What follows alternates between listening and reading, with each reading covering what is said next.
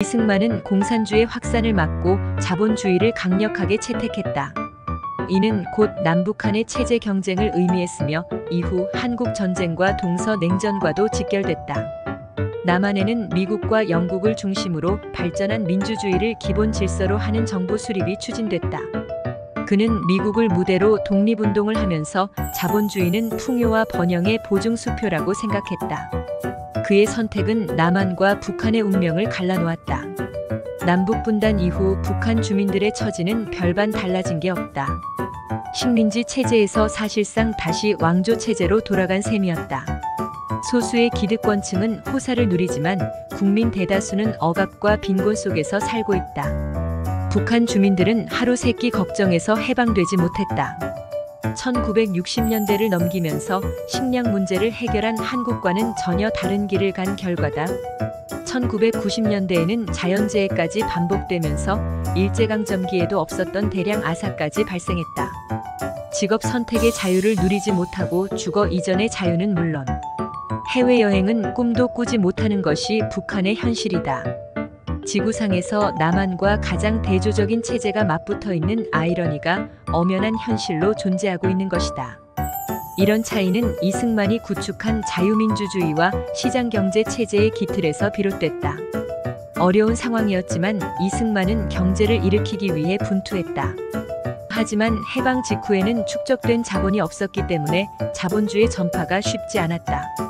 자본주의와 시장경제를 제대로 이해하는 국민도 적었다. 설상가상으로 1950년 6월 25일 북한의 기습 남침으로 국토가 잿더미가 되면서 경제 재건의 길은 더욱 험난해졌다. 물가가 폭등하고 민생은 악화됐다. 3년여 만에 전쟁이 끝났을 무렵 대한민국의 경제 수준은 여전히 세계 최빈국이었다. 1953년 국내 총 생산이 13억 달러, 1인당 국민소득은 67달러 선에 불과했다. 그러나 이승만은 폐허에서 다시 시작했다. 자본주의 시장경제 체제에 필요한 각종 제도를 잇따라 도입하고 공업화와 산업화를 강력하게 추진했다. 이승만의 공업화 정책은 1958년 3월 4일 광주공업고등학교 실습장 준공식에서 밝힌 담화문에 잘 드러나 있다.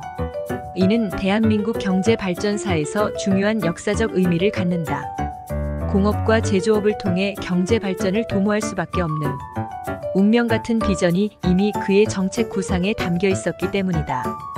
우리가 친구들에게 은혜를 받으면 힘자라는 데까지 은혜를 아는 것인데 오늘 준공된 새 학교의 실습장 준공식을 하는 자리에 모여서 성대하게 거행하게 된 것을 축하하며 오늘 제일 기묘한 분은 콜터 장군인데 이분은 우리가 다 알아야 할 분이며 이분이 재정을 잘 써서 우리나라에 많은 건설을 해놓은 것이다. 우리가 유감으로 아는 것은 미국 사람이 한국을 원조하는데 그 재정을 콜터 장군이 주장하게 했다면 지금보다 더 여러 십갑절이 될 수 있었을 것이다. 그런데 친이라는 미인들이 한국을 도울 재정을 가지고 일본의 경제를 돕는데 많이 써서 우리에게 들어온 것은 소비 물자를 들어오게 해서 일본이 팔 데가 없는 물건을 우리에게 주어서 도왔던 것인데 이것이 고맙기는 하나 우리가 불만한 생각을 갖게 되는 것은 한국의 건설과 공업의 발전을 안이시켰다는 것이다. 그래서 1953년 말과 1954년 초부터 우리를 돕는 친구들이 와서 이것을 붙잡고 한국의 경제 원조를 위해서 돈을 크게 대었던 것이다.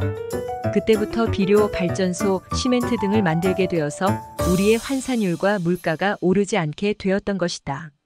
이것은 우리 정부와 민중이 다 잘해서 된 것이지만 1인을 위해서 쓰던 경제를 한국을 위해서 쓰게 되니까 이만치 된 것이니 멀지 않아서 우리는 자급자족할 수 있는 나라가 될 것이다. 오늘 여기에 우리의 공업 발전을 위한 시설을 만들어 놓았으니 축하하지 않을 수 없는 것이며 이것은 광주뿐만 아니라 이것이 전국에 퍼져서 우리가 모든 것을 만들어내게 되며 다른 나라에서 물건을 들여오지 않고 살 수가 있게 되는 것이다. 우리는 콜터 장군을 잊지 말며 이 시설을 잘 이용해서 더욱 큰 것을 만들며 또 더욱 더 나은 것을 만들어서 남이 갖다 주는 것만 가지고 쓰고 먹고 하지 말아야만 우리의 장래가 있는 것이다. 우리가 잘 해나가면 멀지 않은 장래에 우리가 새 나라를 건설하게 될 것이니 그 복리는 우리 대만이 아니고 우리 뒤에 오는 사람들에게도 있게 되는 것이다.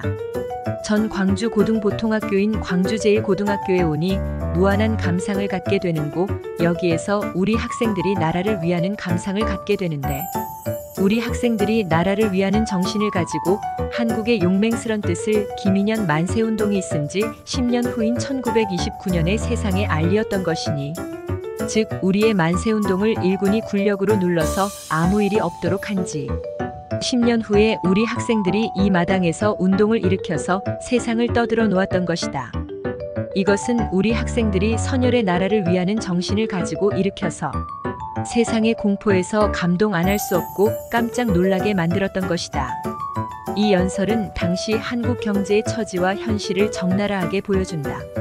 한국이 빈곤에서 벗어나려면 어떤 경제 정책을 펴야 하는지도 잘 드러나 있다. 이승만은 일본과 치열한 경쟁을 했으며 미국과는 애증의 관계를 드러냈다. 미국이 일본의 공업 발전을 지원한 결과 생산된 제품을 한국에 원조하는 것은 환영할 일이지만, 제조하지 않고 수입만 해서는 한국 경제의 자립은 요원할 수밖에 없다는 현실을 직시하고 있었다. 이승만은 한국이 자립하기 위해서는 미국의 적극적인 원조를 받아야 하며 미국 원조를 재원으로 공업 발전의 기틀을 세워야 한다고 역설했다. 그는 이미 1953년부터 이 같은 미국 원조를 통해 공업화에 필요한 비료와 시멘트 제조, 발전소 건설을 강력하게 추진해왔다. 그 결과 1958년에는 물가와 환율이 다소 안정세를 보이기 시작했다는 것을 광주연설에서 알 수 있다. 이승만은 이를 통해 결국 자립경제만이 살 길이라는 점을 강조했다.